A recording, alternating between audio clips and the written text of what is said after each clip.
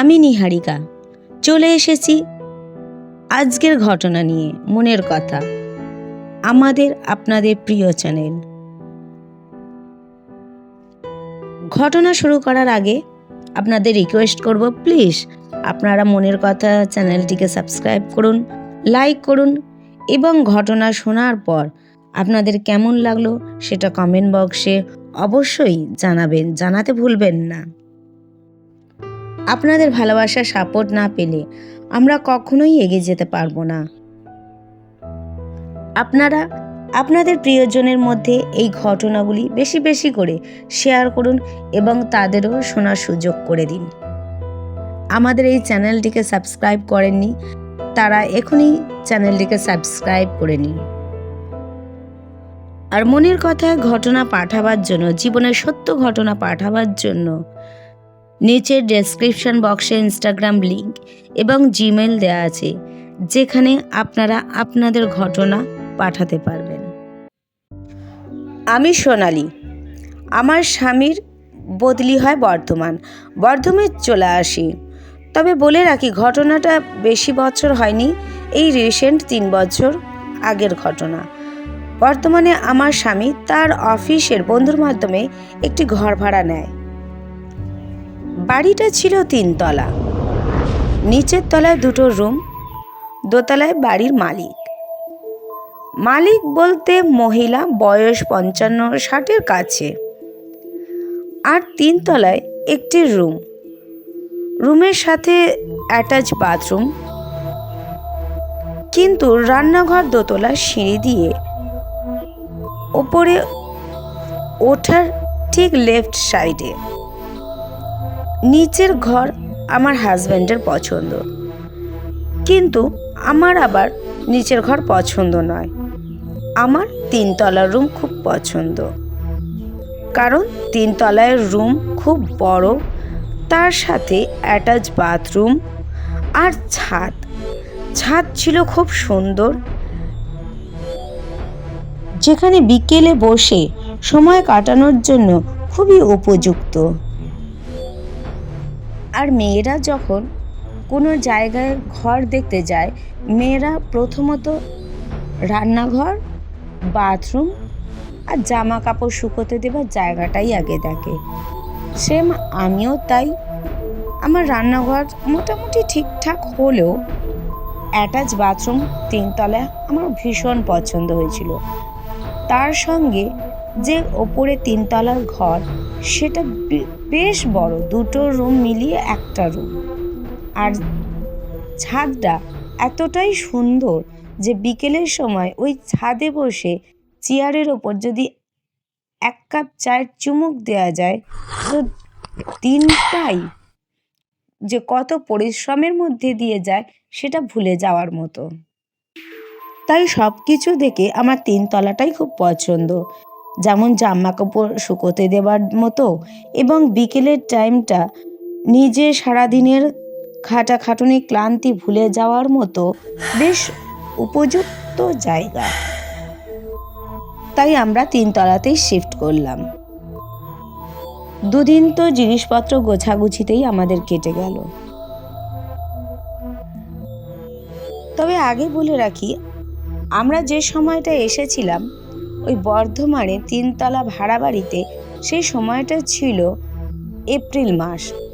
তার মানে বুঝতে পারছেন প্রচণ্ড গরম।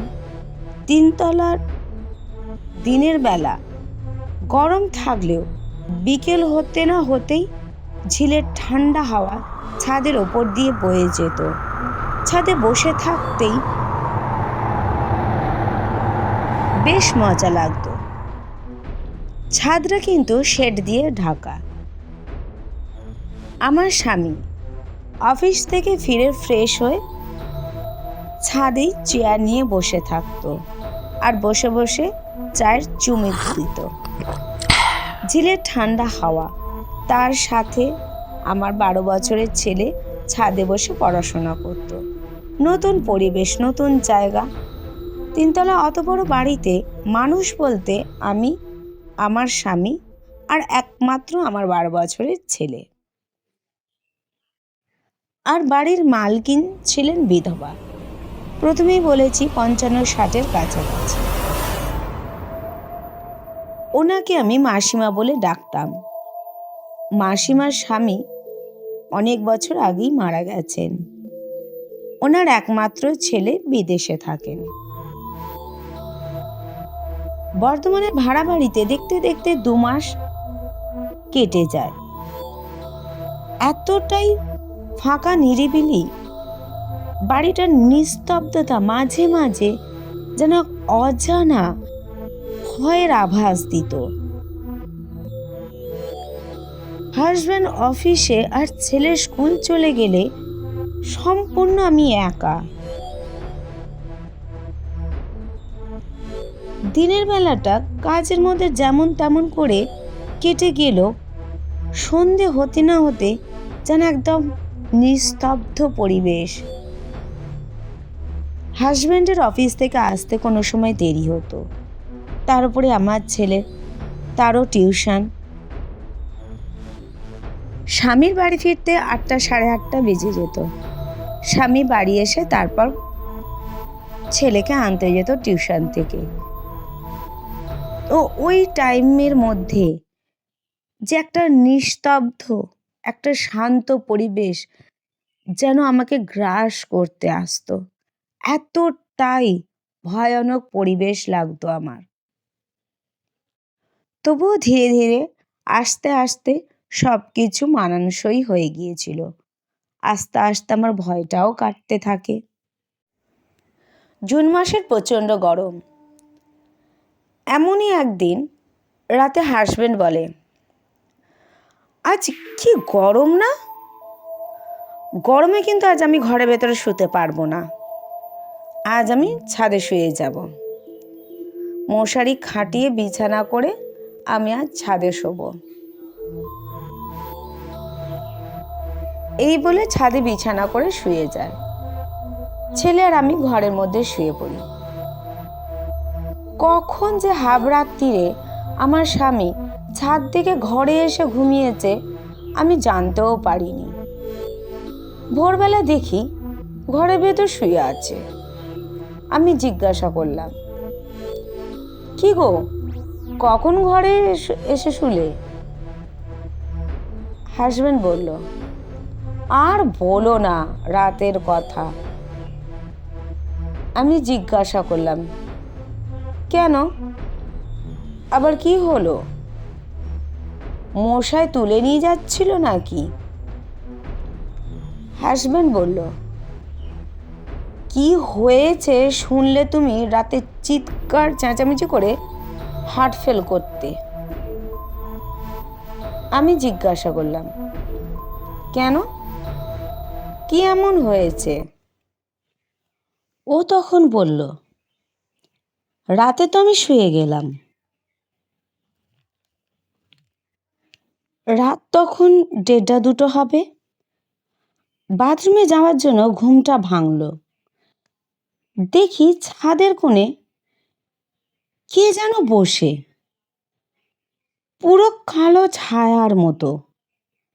আমি ভাবলাম হয়তো ঘুমের ঘোরে ভুল দেখছি, কিন্তু না, ওই কালো ছায়াটা ছুটে মশারির কাছে এলো আর ছুটে সিঁড়ি দিয়ে নিচে নেমে গেল। আমি ভয়ে ঘরের ভিতরে পালিয়ে আসি।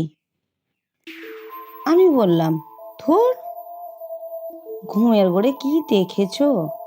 আর কোনটা ঠিক আর কোনটা বেঠিক তার কোনো ঠিক ঠিকানা নেই। ও তুমি ঘুমের ঘোরে সব ভুল টুল দেখেছ। আমার কথা শুনে চুপ করে গেল, কিন্তু ভয় আর ছাদে শুতো না। এইভাবে বেশ কিছুদিন গেল। এমনই একদিন বর্ষার টাইম, প্রচণ্ড বৃষ্টি। তার জন্য ও আর অফিস গেল না। আমায় বলল, আজ আমি রান্না করব, তুমি শুধু রান্নার জোগাড় দেবে। আমার স্বামী কিন্তু রান্নার হাত খুব ভালো, যা আমিও ওর মতো রান্না করতে পারি না। আগেই বলেছি, রান্নাঘর দোতলা থেকে উঠতে সিঁড়ির লেফটে। আমি রান্নার সব জোগাড় করে দিয়ে আসি রান্নাঘরে, আর আমার হাজব্যান্ড রান্না করতে যায়। ছেলেও বৃষ্টির জন্য সেদিন স্কুল যায়নি।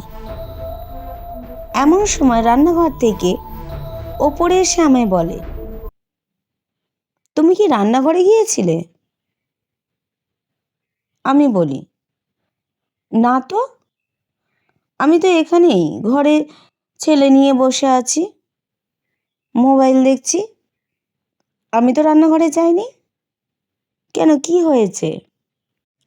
ও তখন বলে, কে যেন পিছনে চিমটি কেটে দিয়ে চলে গেল। পিছন ফিরে দেখলাম, কিন্তু কাউকে দেখতে পেলাম না। আমি আর রান্না করতে যাচ্ছি না, তুমি যাও। আমি বললাম, রান্না করার ইচ্ছাটা নেই সেটাই বলো, বাহানা বাহানাবার কি দরকার আছে? এই বলে আমি রান্নাঘরে চলে যাই। বেশ কয়েকদিন দেখি ও চিন্তার মধ্যে আছে। বারবার জিজ্ঞাসা করলেও কিছু বলে না। তার মধ্যেই অন্য ভাড়া ঘরের ব্যবস্থা ও করে নিয়েছে।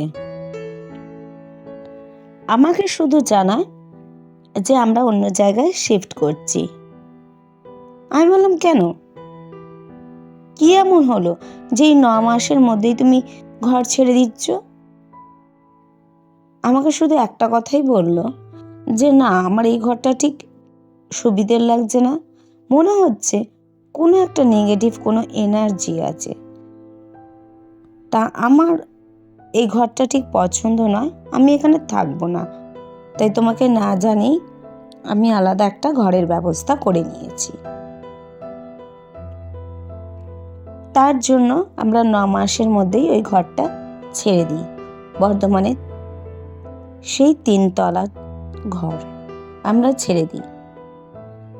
জানি না আমার হাজবেন্ড কি সত্যি কিছু নেগেটিভ এনার্জি অনুভব করেছিল, যার জন্য ভাড়া বাড়ি চেঞ্জ করলো।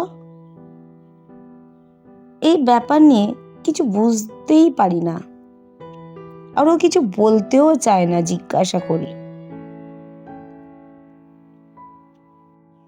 শুধু একটা কথাই বলতো, কিছু আছে, কিছু তো এমন আছে নেগেটিভ এনার্জি যেটা আমি অনুভব করতে পেরেছি। কিন্তু আজ ওই 3 তলার ভাড়া ঘর ছেড়ে বর্ধমানের অন্য জায়গায় ভাড়া ঘর নিয়ে আছি 2 বছর হলো, কিন্তু ওই ভাড়া বাড়ি নিয়ে আর কোনো সমস্যা নেই। তাহলে সত্যি সত্যি ওই 3 তলা ভাড়া ঘরে কি কোনো সমস্যা ছিল?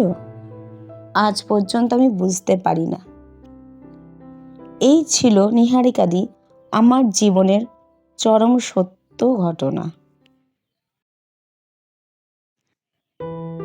হ্যাঁ, এরকম অনেক ঘটনা আমিও শুনেছি বা জানি,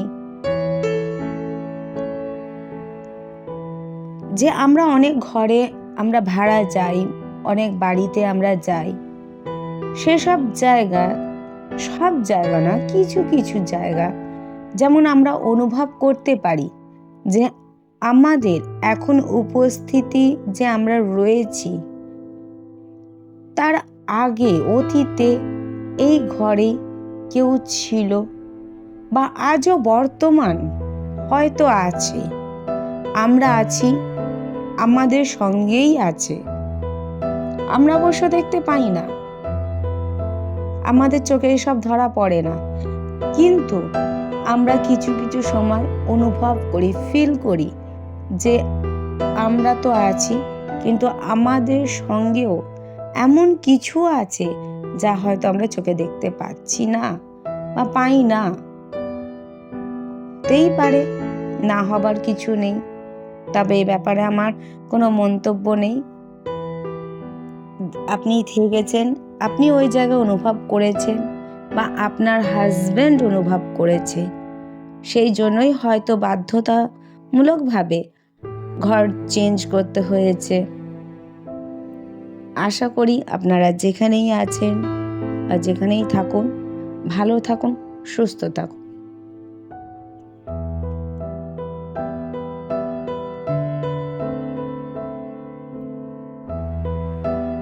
আজ এখানেই শেষ করলাম। আপনাদেরও যদি এরকম কোনো ছোট বড় যে কোনো আপনাদেরও যদি কোনো অনুভব, আপনাদের জীবনের যদি কোনো ঘটনা ঘটে থাকে, আপনারা উপলব্ধি করে থাকেন, সে যে কোনোই ঘটনা হোক, আপনারা আমাদেরকে আমাদের এই মনের কথা প্ল্যাটফর্মে পাঠিয়ে দেবেন। আপনারা জানেন, প্রথমেই বলা হয়েছে ডেসক্রিপশন বক্সে ইনস্টাগ্রাম লিংক এবং জিমেল আছে, যেখানে আপনারা আপনাদের ঘটনা পাঠাতে পারেন। আজ এই পর্যন্তই, আবার দেখা হবে।